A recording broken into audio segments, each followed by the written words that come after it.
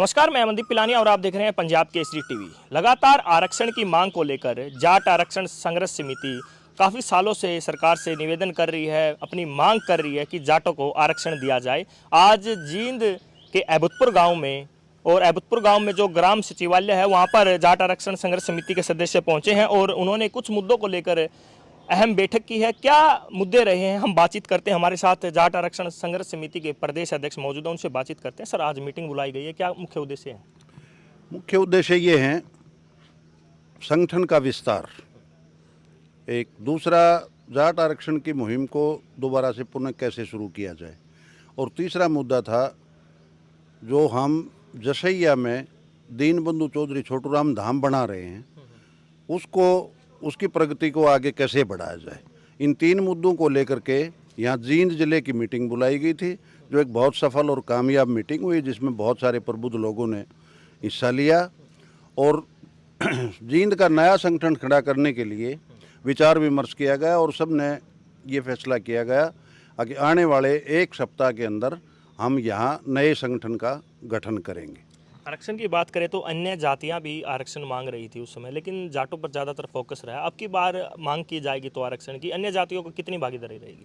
देखिए, जब भी चाहे किसान आंदोलन चले, चाहे आरक्षण आंदोलन चले, जाट की उसमें महत्वपूर्ण भूमिका रही है।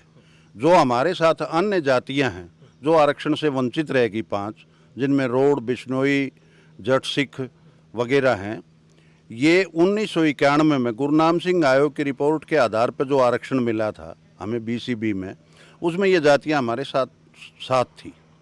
1992 में जब भजनलाल सरकार बनी तो वो आरक्षण रद्द कर दिया गया। उसके बाद हमने 2008 में पुनः आरक्षण की मुहिम शुरू की। उसमें 2010 में सुनील चौरान की पहली शहादत हुई माईगढ़ में, 2011 में फिर शहादत हुई संदीप कड़वासरा की, 2013 में फिर विजय कड़वासरा की शहादत हुई, और उसके बाद 2014 में हमें ओबीसी में शामिल ना करके एक अलग कैटेगरी बना के हरियाणा सरकार ने एसबीसी कैटेगरी बना करके आरक्षण दिया, जो 1 साल तक जारी रहा, लेकिन दुर्भाग्यवश वो केंद्र में 9वीं सूची में नहीं डाला जा सका था, इसलिए वो सुप्रीम कोर्ट ने मार्च 2025 में खारिज कर दिया। उसके बाद 2016 में सरकार द्वारा प्रायोजित एक आंदोलन शुरू हुआ। 14 फरवरी को सांपला में कुछ सो कॉल्ड खाप प्रतिनिधियों ने और सरकार की शय पे कुछ लोगों ने वहाँ आरक्षण के लिए आंदोलन की शुरुआत की, और वो आंदोलन सरकार की साजिश से हिंसात्मक हुआ। सरकार का ध्येय था जाट और नॉन जाट करके प्रदेश का माहौल बिगाड़ा जाए, और उसमें सरकार कामयाब हुई, और उसमें 18 हमारे जवानों ने शहादत देनी पड़ी, और उसके अलावा 12 दूसरी जातियों के लोग भी मौत के शिकार हुए। उसके बाद जब सरकार ने उन लोगों को जो दूसरी जाति के थे उनको 10-10 लाख रुपए दे दिए, और हमारे जो शहीद हुए थे उनको एक तरह से उग्रवादी और अपराधी घोषित कर दिया। तो दोबारा 2017 में हमने आंदोलन शुरू किया कि हमारे जाट समाज के बहुत सारे भाइयों पर मुकदमे दर्ज किए गए थे, जो बिना कसूर के लोगों को प्रताड़ित किया जा रहा था। तो उसके बाद अखिल भारतीय जाट आरक्षण संघर्ष समिति ने 2017 में आंदोलन शुरू किया, जो बहुत शांतिपूर्ण आंदोलन रहा। विश्व का सबसे बड़ा आंदोलन था, उसमें लाखों लोगों की हाजिरी 52 दिन तक लगातार रही, और कहीं किसी प्रकार का कोई लगातार हम बात करें तो जो भी समाज है अपनी मांगों को लेकर सड़कों पर आंदोलन करता है। जाट आरक्षण की बात करें, 2016 में जब धरने प्रदर्शन हुए, सड़कें जाम की गई, उसके बाद शांतिपूर्वक, जैसे आपने कहा, 21 में लगातार 52 दिन धरना चला। सरकार लगातार मांग क्यों नहीं मान रही है? लगातार मांग की जा रही है समाज की तरफ से कि आरक्षण दिया जाए। कहाँ कमी मानती है, कहाँ पैरवी की कमी रहती है? देखिए, ये तो सरकार पर निर्भर करता है। हमने पहले आंदोलन चलाया तो 2014 में जो सरकार ने मानी उसमें अलग कैटेगरी बना दी गई। जब 2017 का आंदोलन हुआ और 19 मार्च को जो समझौता हुआ, जिसमें 2 केंद्रीय मंत्री थे और हरियाणा का मुख्यमंत्री था, और उन्होंने नेशनल और इंटरनेशनल मीडिया के सामने लिखित में ये मानना था, ये मांग मान ली थी कि हम आपको आरक्षण भी देंगे, आपके ऊपर लगे हुए जो मुकदमे, झूठे मुकदमे थे, उनको वो वापस लेंगे, और जितने जो आरक्षण में शहीद हुए थे उनको नौकरी भी देंगे।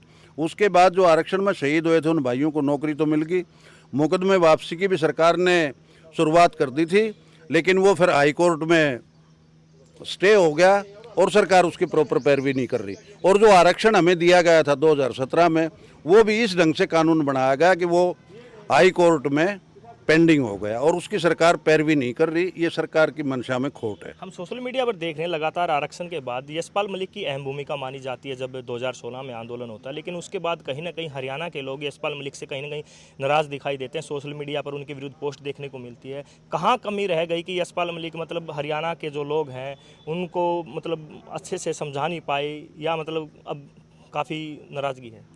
देखिए, जो व्यक्ति सामाजिक कार्य करता है उसके खिलाफ जो राजनीतिक लोगों के गुर्गे होते हैं वो ज़्यादा प्रचार करते हैं, सोशल मीडिया पर प्रचार करते हैं।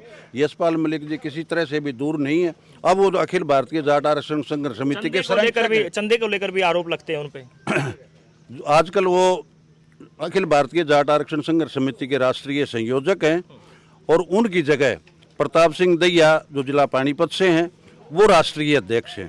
तो जब जब भी कोई ऐसा अवसर होता है वो हमेशा हरियाणा में आते रहते हैं। इस तरह की कोई बात नहीं है कि वो हरियाणा से दूर हैं। आखिरी सवाल है मेरा आपसे, लगातार मांग की जा रही है, अब आगे की क्या प्लानिंग है? किस प्रकार आरक्षण की मांग की जाएगी सरकार से?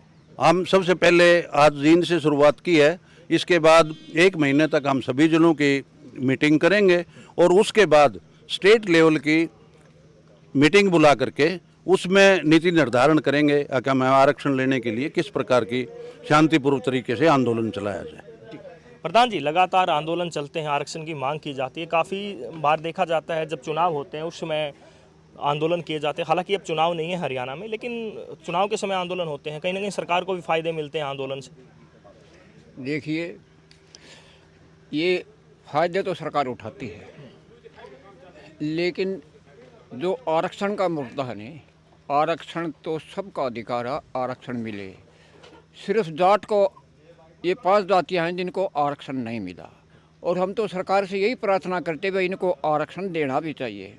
और जो आज मीटिंग थी, आज बड़ी सौहार्दपूर्ण मीटिंग रही और हमने जो ये यशपाल मलिक पर जो ये आरोप लगते हैं अगवे पैसे खा गए ऐसे करके, हमने खुद, हमारा एक शिष्टमंडल वहाँ गया था, हम भी यही कहते थे कि वे पैसे खा गया। हमारा वहाँ शिष्टमंडल गया था और हमने देखा कि वहाँ पर उन्होंने 25 किले खरीदे हुए 28.5 के भाव। हमने सारा वहाँ पर ब्यौरा लिया और बिल्डिंग भी जो आज बच्चों के कोर्स के लिए उनने बनाई है बहुत अच्छी बनाई है। और मैं तो ये कहता हूँ, सारा सौदा ये किसी राजनीतिक रंग में आकर बदनामी की गई थी, वैसे कोई बदनामी नहीं। तो अब आगे आरक्षण की मांग की जाएगी, जैसे कि मैंने प्रदेश अध्यक्ष जी से पूछा, आगे क्या रहेगा प्लानिंग? कमेटी बनाई जाएगी अब पहले, या मतलब धरने प्रदर्शन दिए जाएंगे? किस प्रकार की शुरुआत की जाएगी? देखिए, पहले तो अब संगठन दोबारा खड़ा करना पड़ेगा। हर गांव में घूम घूम कर ये संगठन बनाया जाएगा और उसके बाद डिस्ट्रिक्ट की मीटिंग ली जाएगी, उसके बाद प्रदेश स्तरीय मीटिंग ली जाएगी। तो तब जाकर ये आंदोलन की रूपरेखा भी, शांतिपूर्ण आंदोलन किस जरिए से चले। तो आरक्षण के लिए शांतिपूर्वक आंदोलन चलाना होगा और सरकार को ये आंदोलन देना पड़ेगा। हरियाणा की खापों की कितनी भागीदारी रहेगी इस आंदोलन में? हरियाणा की खापों की फुल भागीदारी रहेगी इस आरक्षण के अंदर। आरक्षण कौन नहीं लेना चाहता? आरक्षण आज का हर एक बच्चा लेना चाहता, हर जाति का बच्चा लेना चाहता है। आरक्षण बगैर तो कुछ भी नहीं। आरक्षण बगैर तो हमारे बच्चे, ये 4-5 जातियों के बच्चे हैं, ये बिल्कुल रुल जाएंगे। तो आरक्षण बगैर तो काम नहीं चलता। तो आपने प्रदेश अध्यक्ष को सुना, जो जाट आरक्षण संघर्ष समिति के प्रदेश अध्यक्ष हैं, उन्होंने आज मीटिंग को लेकर अपने विचार रखे, क्या क्या एजेंडे रखे जाएंगे, कमेटी बनाई जाएगी। और कंडेला खाप के जो प्रधान हैं ओम प्रकाश कंडेला, इन्होंने भी आगामी रणनीति को लेकर अपने विचार रखे। जींद से पंजाब केसरी के लिए मैं मनदीप पिलानिया। हमसे जुड़े रहने के लिए हमारे YouTube चैनल को सब्सक्राइब करें और नई वीडियो की नोटिफिकेशन के लिए बेल आइकॉन को दबाएं। अगर आप ये वीडियो Facebook पर देख रहे हैं तो लाइक जरूर करें और ज्यादा से ज्यादा शेयर करें। धन्यवाद।